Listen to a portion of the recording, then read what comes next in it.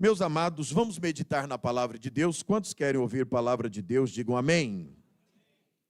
Abra, por favor, o texto que lemos por ocasião da leitura oficial neste culto. Onde lemos, qual é o evangelho? Evangelho de Mateus.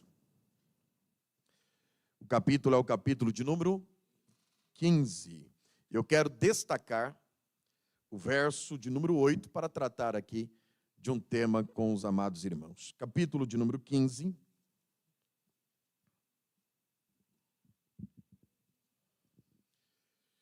Estaremos lendo o versículo que é o versículo de número 8.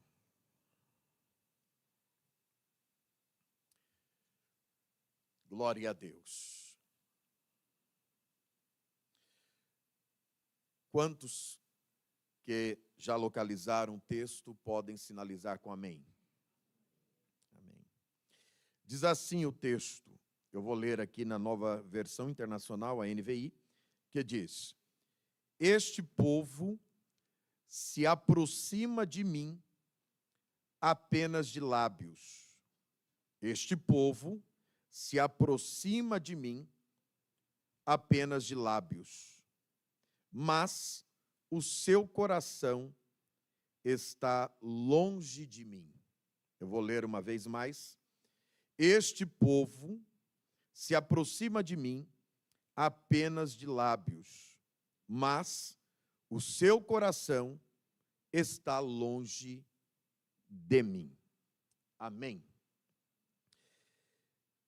Meus irmãos, este texto que nós acabamos de ler trata-se de um texto falado por palavras que o nosso Senhor Jesus Cristo, ele falou em um de seus sermões, de suas mensagens, e que, sem dúvida alguma, quando lemos este texto, creio que hoje, quando fizemos a leitura, muitas vezes nós, apenas ao lermos o texto, já temos um impacto com ele. É um texto duro, é um texto que Jesus está declarando. E eu confesso aos irmãos que, quando me veio esta palavra ao coração e eu passei a estudá-la, eu comecei a pensar que, muitas vezes em nosso tempo, muitos irmãos e irmãs querem ser seletivos no que diz respeito aos ensinamentos que o Senhor Jesus Cristo ele deixou a todos nós. É claro que é muito mais fácil pegar uma palavra de Jesus falando sobre o amor, falando sobre as bênçãos, não é? Falando sobre o seu cuidado. Só que Jesus não somente falou sobre bênção, sobre amor, sobre cuidado, mas o Senhor também se opôs a algumas atitudes e a alguns comportamentos que não são coerentes com a fé cristã, com a vida cristã. E este é um texto que Jesus vai expor isto. Se você puder permanecer com a sua Bíblia aberta, você verá que este capítulo, o capítulo de número 15, Jesus aqui ele está falando contra um comportamento dos fariseus, dos mestres da lei e também do povo, que se comportava de maneira totalmente diferente daquela que o Cristo esperava. Este evangelho, que é o evangelho de Jesus, escrito por este evangelista, que é o evangelista Mateus, um dos 12 apóstolos, e esta escrita que Mateus escreve a uma comunidade judaica, muito provavelmente que já havia aceitado a fé, portanto, convertidos ao cristianismo, Mateus ele vai trazer aqui alguns focos, levando em consideração os discursos de Jesus no Sermão da Montanha, onde Jesus trata sobre muitos assuntos, E este versículo que nós lemos está dentro de um desses discursos de Jesus, que Jesus ele vai tratar acerca de algo muito perigoso, algo muito nocivo, que é a hipocrisia religiosa. Aqui Jesus vai falar sobre esta construção religiosa de sua época e trazer a nós informações de que nós não podemos entrar por este mesmo caminho. Então, o tema deste capítulo 15 é tratar sobre esta hipocrisia. E olha que isso já tinha sido até visto e também predito com relação ao texto que o próprio Jesus cita, de Isaías, o profeta, que também denuncia em seus dias a mesma hipocrisia religiosa. Então hoje eu quero falar um pouco sobre isso, e certamente Deus nos trará advertências bastante importantes aqui, acerca da nossa vida cristã, do nosso culto cristão. E quando eu falo de hipocrisia religiosa, eu estou falando ao ato de fingir, de demonstrar algo que não é verdadeiro. Eu estou falando sobre pessoas que praticam a hipocrisia religiosa apenas naquilo que diz respeito ao seu exterior. São pessoas que você olha e até parecem ser algo ou alguém, mas na verdade a essência lhes falta. Então falar sobre hipocrisia, e principalmente utilizando a fala do próprio Cristo, é sem dúvida nenhuma, para este presente momento em que nós estamos, um choque muito grande. E se na época de Jesus havia muita hipocrisia religiosa, se lá atrás, 700 anos antes de Cristo, com Isaías, havia hipocrisia religiosa, falsidade religiosa, eu parei a me perguntar, e hoje, será que nós também não temos hipocrisia religiosa? Será que nós não aparentamos muitas vezes ser aquilo que de fato nós não somos? Será que muitas vezes não entregamos ao Senhor algo que é vazio, algo que de fato parece apenas uma bolha, um ensaio, quando na verdade deveríamos apresentar algo de nós mesmos, de dentro daquilo que está sendo promovido pela nossa alma? E é claro que se nós continuarmos aqui falando sobre a hipocrisia religiosa, os irmãos continuarão a me olhar como os irmãos estão olhando, quem sabe um tanto que assustados, num culto como esse, um culto de domingo, falar sobre um assunto como esse, mas fique tranquilo, o que Deus quer, o que o Senhor Jesus quer aqui, é que nós não sejamos hipócritas. O que o Senhor quer é que nós não venhamos agir da mesma forma que este grupo estava agindo. Esses fariseus estavam agindo, esses religiosos estavam agindo. E aí, para começarmos a entender, já que Jesus não quer que a gente haja dessa forma, precisamos pensar então no oposto a isso. Então, se Jesus está combatendo a hipocrisia religiosa, qual é o inverso da hipocrisia religiosa?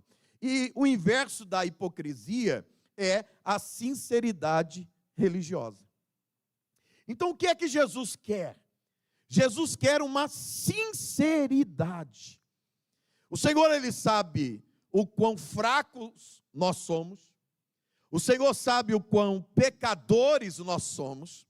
O Senhor sabe o estado exatamente de como cada um de nós chegamos aqui hoje à noite. E muitas vezes a gente chega cansado, porque passamos toda uma semana, e aí chegamos no domingo, e já sabemos que amanhã é segunda-feira, e a gente mal se recuperou da semana, e já tem uma nova semana pela frente. O Senhor sabe o nosso estado aqui. Então o que é que Jesus espera?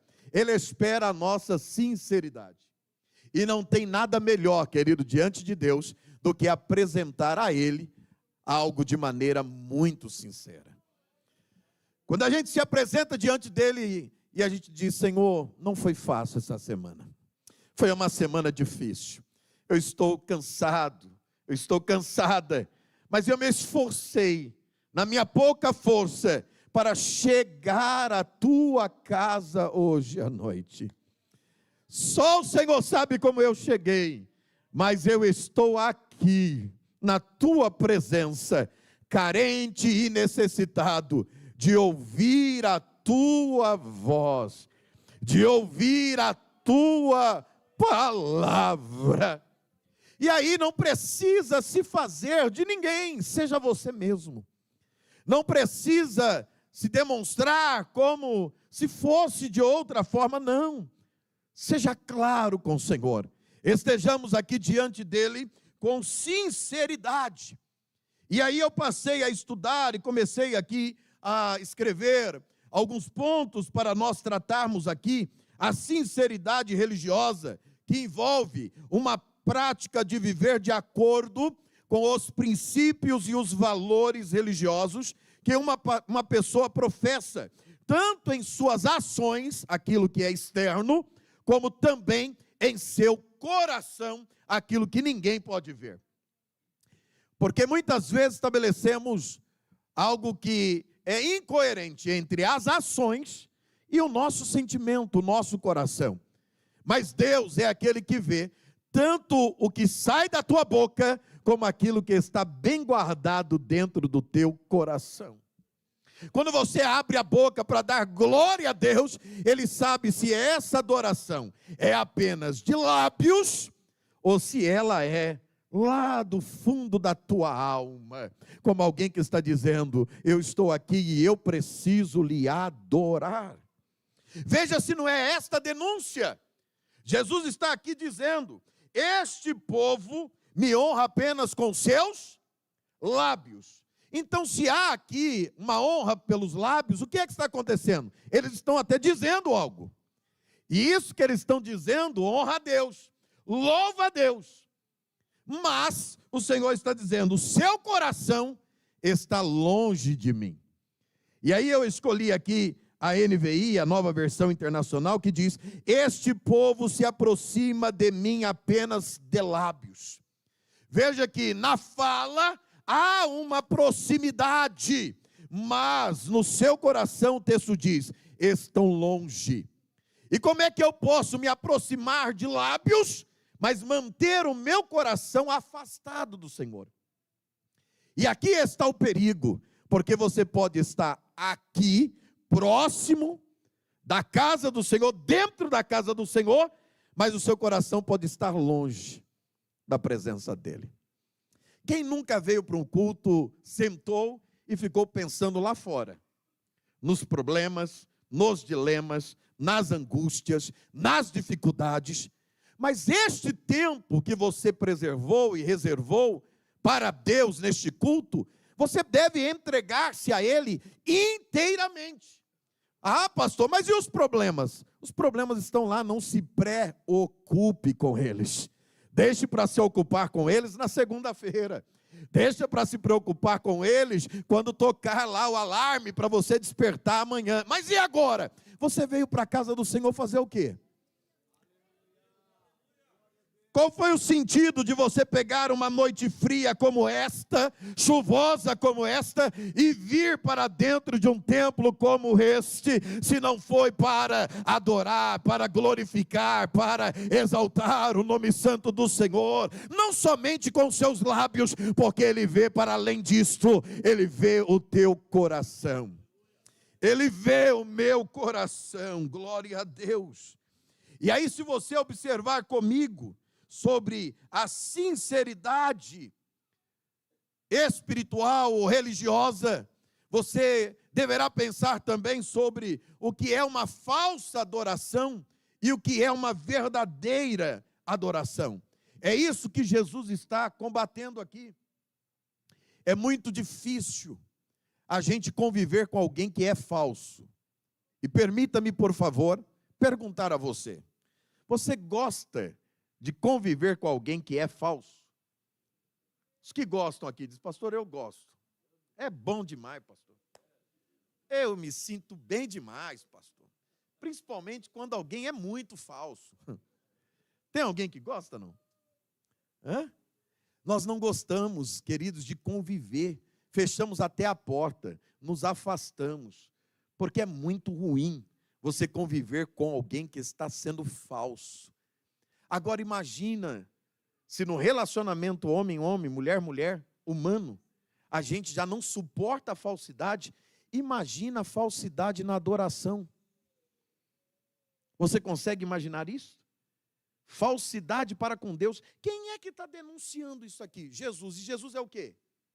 É Deus. E se ele é Deus, ele está dizendo, este povo me honra. Ou seja, ele é o próprio Deus dizendo, este povo se aproxima de mim apenas de lábios. Estamos falando de uma relação criatura e criador. Mas o seu coração está distante. Então Deus está denunciando e dizendo, eu não aceito uma adoração como essa. Eu não recebo uma adoração como essa. Está na hora de entendermos, querido, que tudo aquilo que trouxemos para oferecer aqui neste culto, não é para o pastor, não é para o líder, não é para o irmão que está do lado, não é para a irmã que está do lado. Tudo aquilo que estamos fazendo aqui é para Deus. E se é para Deus, precisa ter excelência, precisa ter sinceridade. E aí você glorifica se quiser glorificar. Perceba que perde o sentido se for diferente. É para Ele. E aí você canta porque você sente que precisa adorar a Ele. Você louva porque você sabe que Ele merece todo o louvor, toda a honra, toda a glória. Você abre a boca e dá glória a Deus, porque somente é Ele digno de ser adorado, de ser glorificado. Louvado seja o nome do Senhor. E aí precisamos falar aqui, quando falamos de falsa adoração, estamos falando de quê? Estamos falando de hipocrisia, que é aquilo que envolve apenas ritos, cerimônias, rotinas, é algo sem comprometimento. Precisamos falar aqui daquilo que é a aparência externa, estereótipo. E o que é estereótipo? É quando você olha para alguém e ele até parece que está no culto. Você olha assim, não veio para o culto, está aí sentado. Você olha para ele e diz, não, é adoradora, é adorador, mas é apenas de aparência. Precisamos pensar em práticas vazias, práticas que muitas vezes não chamam a atenção de Deus. Muitas vezes Jesus estava em uma multidão, vocês se lembram, em alguns casos, a multidão estava com ele, havia um comportamento de proximidade, e aí de repente alguém que está mais afastado, consegue chamar a atenção de Jesus mais fortemente, do que alguém que está colado ao lado dele. Você se lembra daquele cego no caminho, que começa a gritar de longe, há uma multidão com Jesus, mas para onde vai a atenção do mestre? Vai para alguém que está ao longe gritando, Jesus, filho de Davi, tem misericórdia de mim. E alguém sai de onde está Jesus, vai até ele e diz, ei, não incomodes o mestre. E ele que está dizendo, não vou perder a oportunidade. Ele continua a gritar, Jesus, filho de Davi, tem misericórdia de mim. Até que o mestre diz, traga ele aqui.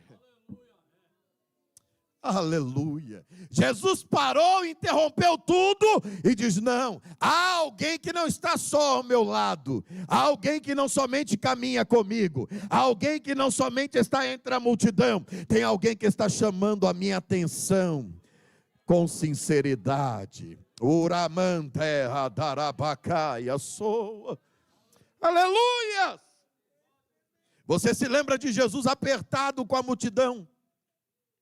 E de repente, indo para a casa de Jairo, e de repente alguém que está ao longe, vai se aproximando dele com a intenção de apenas tocar em sua orla.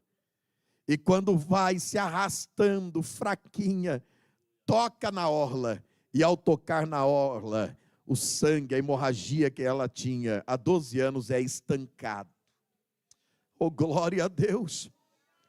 Jesus poderia deixar aquilo passar desapercebido, ele sabia, a mulher também, e ela veio exatamente para não ser percebida de ninguém, porque ela toca, é curada e se afasta, vai embora, está indo, mas Jesus para, porque Ele quer dar ensinamentos. Nada em Jesus, querido, ocorre de maneira que não haja uma pedagogia, um ensino. Jesus não faz milagre por fazer, Ele faz milagres porque Ele quer nos ensinar algo. Glória a Deus, aleluias! Então Ele para e diz: quem me tocou? Parece uma pergunta estranha, vindo de Jesus que está apertado. Um aglomerado de pessoas que tocam Ele o tempo inteiro, que o apertam o tempo inteiro. Por isso, os apóstolos vão dizer para Ele, Pedro vai dizer: olha, a multidão te oprime, te aperta. E o Senhor vai perguntar, querer saber quem é que te tocou? Vários devem ter te tocado. E aí Jesus: não. O que eu estou querendo saber é quem me tocou tão sinceramente que conseguiu fazer sair de mim virtude. Oh, glória a Deus! Percebe a diferença? Consegue perceber a diferença? Então ela com sinceridade diz: Senhor, fui eu quem te tocou. Então Jesus olha para ela: vá, minha filha, a tua fé te salvou. Agora você está liberta e salva. Obra completa. Louvado seja o nome do Senhor. Então precisamos pensar nisto. Jesus está combatendo aqui o legalismo. E o que é o legalismo? É a falsa adoração que se preocupa mais com o cumprimento de regras, de regulamentos religiosos, do que com um relacionamento íntimo com Deus. Eu sei, querido, que nós temos regras, nós temos normas, diretrizes, eu sei disto. Mas o que é que o Senhor quer? O Senhor quer que a gente tenha um relacionamento íntimo com Ele. Porque quando a gente tem um relacionamento íntimo com Ele, a gente não faz mais o que a gente fazia. A gente não pensa mais como a gente pensava. A gente não age mais como a gente agia. Por quê? Porque agora a gente tem relacionamento com Ele, não quer entristecer a Ele. Por isso a Bíblia diz: não entristeçais o Espírito do Senhor com o qual vocês fossem selados. Há uma intimidade. E Jesus fala aqui sobre preceitos, doutrinas humanas. E isso é uma preocupação. São conceitos humanos que querem quebrar a nossa intimidade. Às vezes, queridos, há lugares por aí que o rito, o cerimonial, a liturgia, ela é tão presa que não permite mais a atuação do Espírito Santo. Não se pode mais dar liberdade ao Espírito. Eu conheço lugares, já preguei em muitos deles, onde há um sino no púlpito, e dependendo de como for, qualquer faísca que surgir, o pastor já trim, silêncio.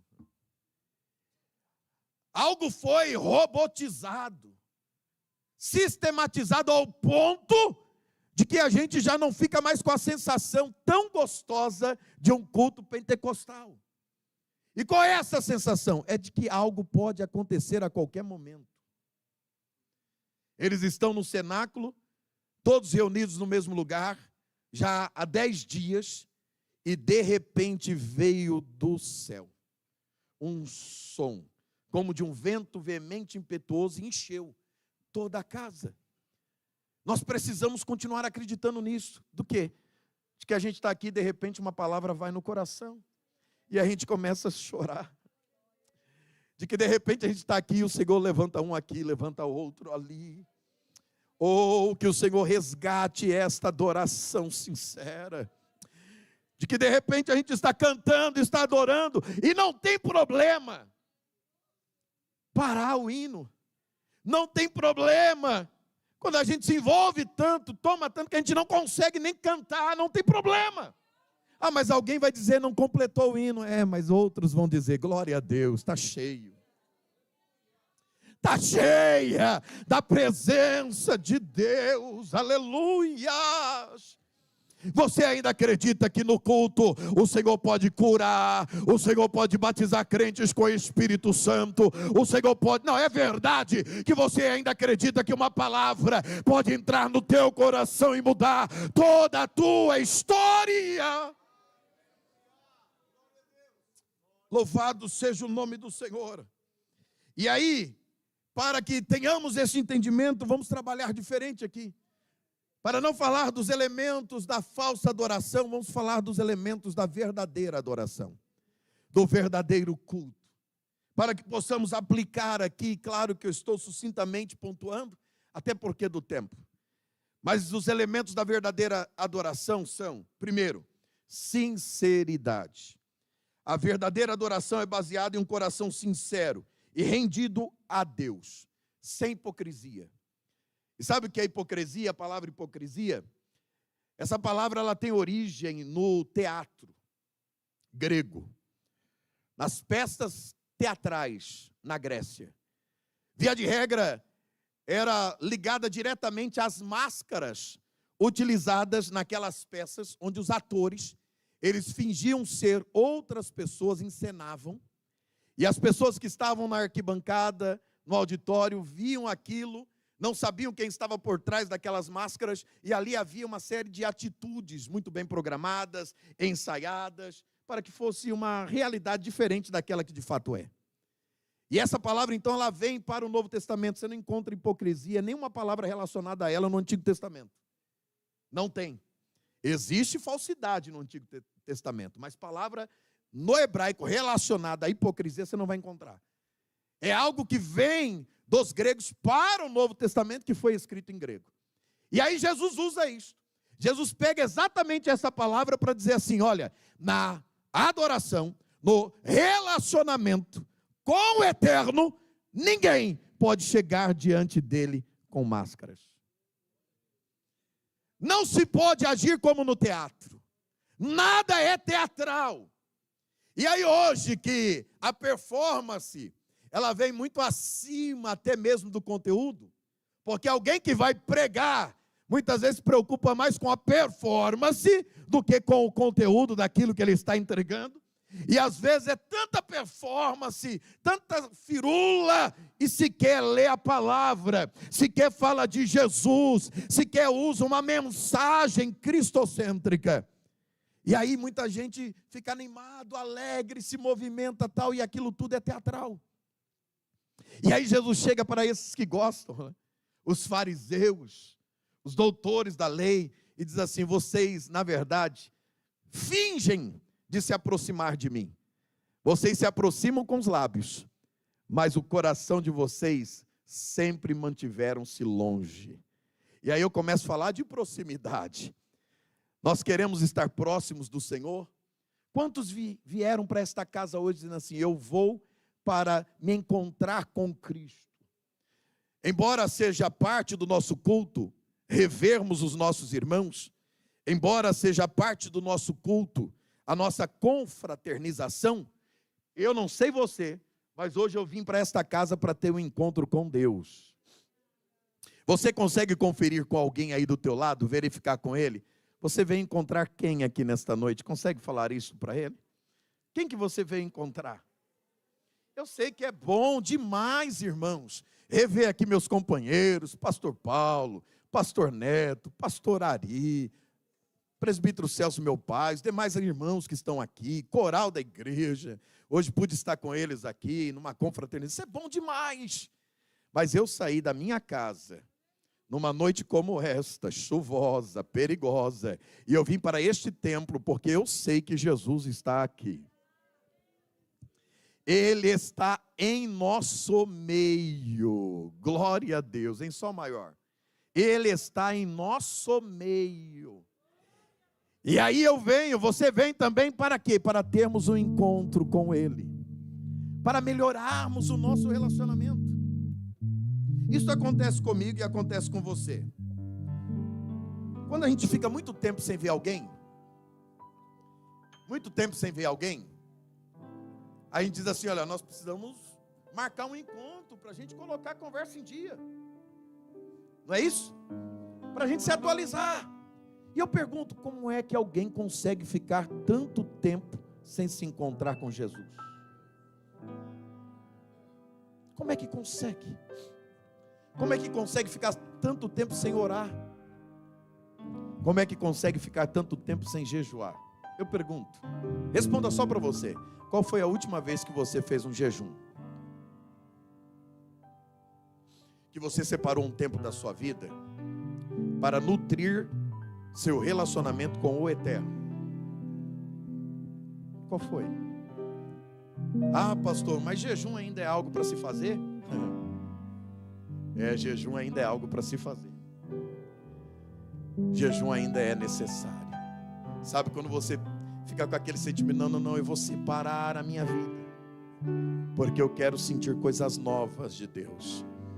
Eu quero alimentar um relacionamento íntimo com o Senhor e demonstrar para Ele que eu estou afim de me relacionar com Ele. Demonstrar a Ele que quando eu digo que quero servir a Ele, isso não sai apenas dos meus lábios. Quando eu digo que eu quero servir a Ele, esta é a vontade da minha alma, que está carente de receber dEle o seu abraço, o seu carinho. Lebandasse, estou ramandarai sou. E aí, o quanto mais sincero nós formos, Ele vai olhar para nós e ver a nossa sinceridade. E aí eu preciso estar rendido a Ele. Sabe o que é estar rendido a Ele? Se renda totalmente a Ele, sem reservas. Sem reservas, porque Ele te conhece, Ele sabe de toda a tua necessidade. Renda-se ao eterno Deus, e Ele vai operar na tua vida. Falar sobre os elementos da verdadeira adoração é falar sobre uma transformação que não é uma transformação exterior, é uma transformação interior, é de dentro para fora, é no íntimo. Esses dias nós estamos conversando bastante com vários jovens nossos aqui, e eles estão colocando para fora um desejo que eles têm de ser batizados com o Espírito Santo, de terem dons espirituais. E isso fez eu, durante essas algumas semanas, lembrar como foi, de onde surgiu o meu chamamento, a minha vocação. E foi tão bom lembrar que eu participei de uma mocidade tão ativa, onde não se aceitava um crente que ficasse muito tempo sem batismo com o Espírito Santo. Quando entrava alguém, Mateus, na mocidade, a gente perguntava para ele se veio de outra igreja, se já era batizado, se era novo convertido. A gente iniciava um processo de busca pelo batismo do Espírito Santo, no Espírito Santo, antes até do batismo em águas, porque lá no interior o batismo acontecia a cada 6 meses, às vezes 1 por ano. Então já pensou ter que esperar o batismo para ser batizado no Espírito Santo?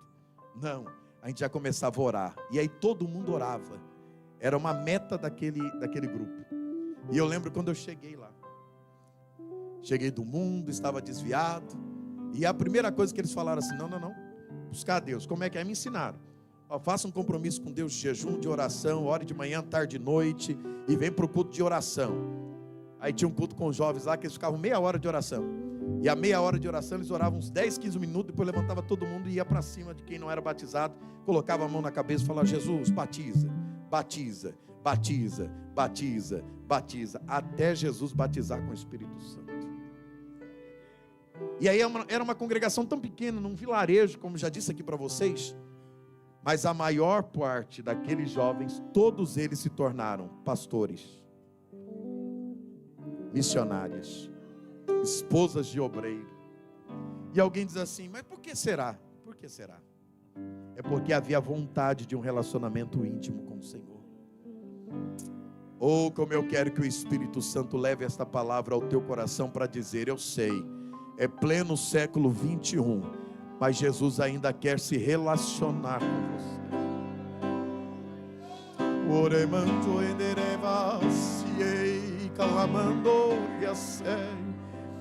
Ele ainda assume uma reunião como essa com o seu Espírito, e Ele leva a palavra ao coração para dizer, eu ainda quero ter intimidade com você.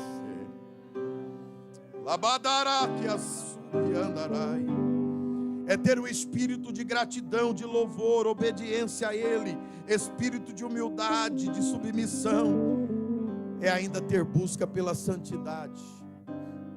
E falar de santidade, a palavra santidade, irmãos, ela traz em seu conceito a ideia de apartamento, de separação, de estar apartado, de estar separado, de estar em exclusividade.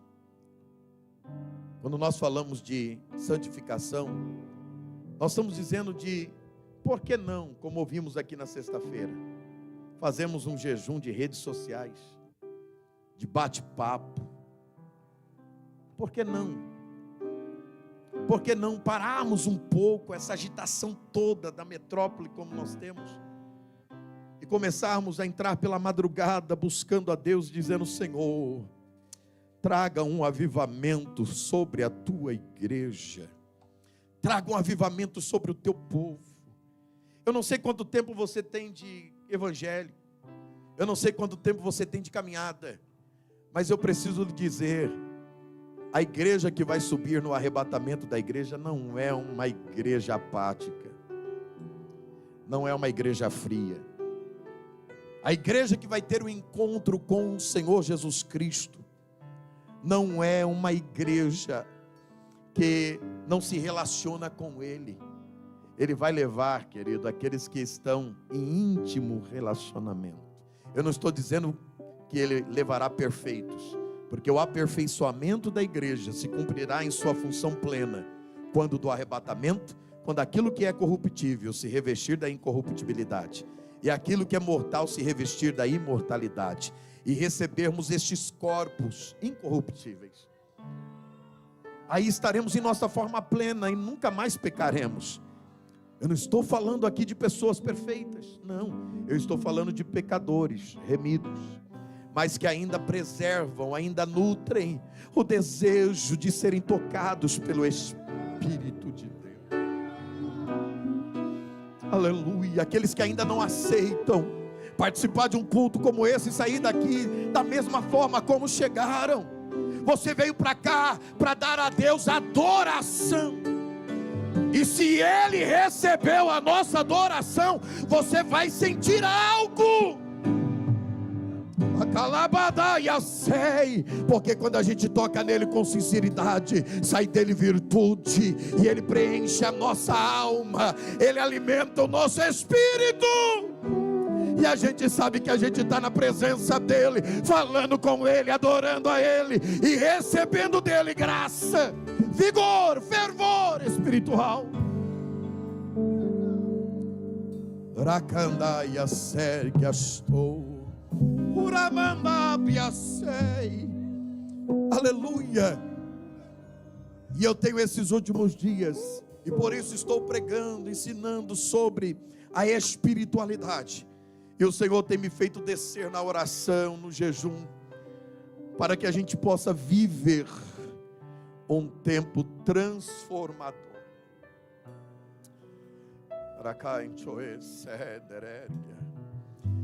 Onde eu já não pregue mais apenas confiando em minha oratória,